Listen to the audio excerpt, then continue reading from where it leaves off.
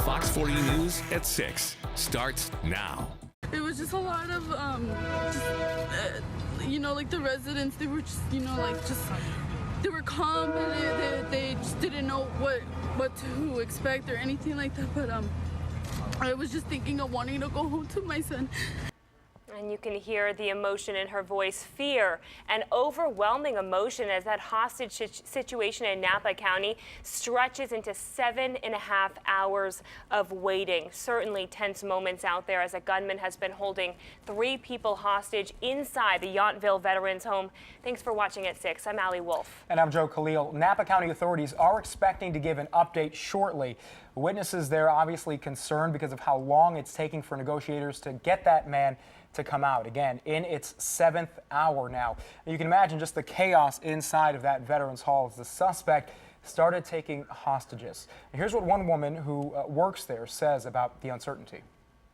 I hope we weren't going to get shot, you're scared, very anxious. What did you do?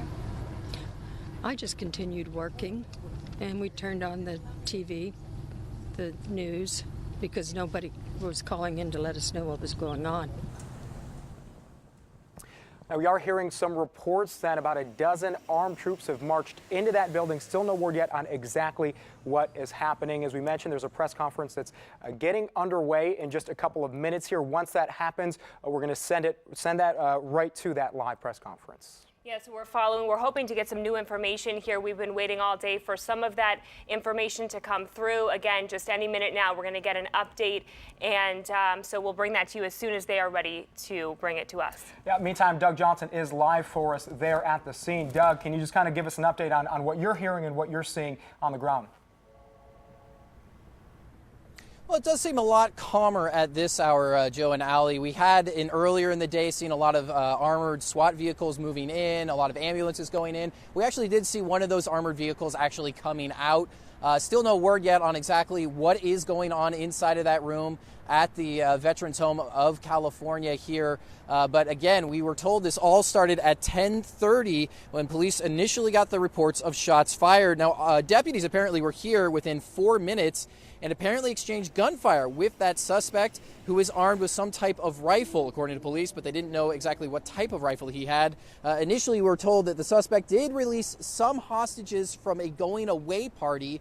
This was a goodbye party for some employees there, but he did keep 3 hostages inside of the room with him. And hostage negotiators know who the suspect is, but they are not yet releasing his name. We're hoping to find out who he is at this press conference, which is beginning any second now. And as of the last report we had from police at about 2 o'clock this afternoon, the suspect was not answering his cell phone, nor any landlines in that room. Now take a listen to what we know about the hostages and the suspect from the CHP and the people who live at this facility.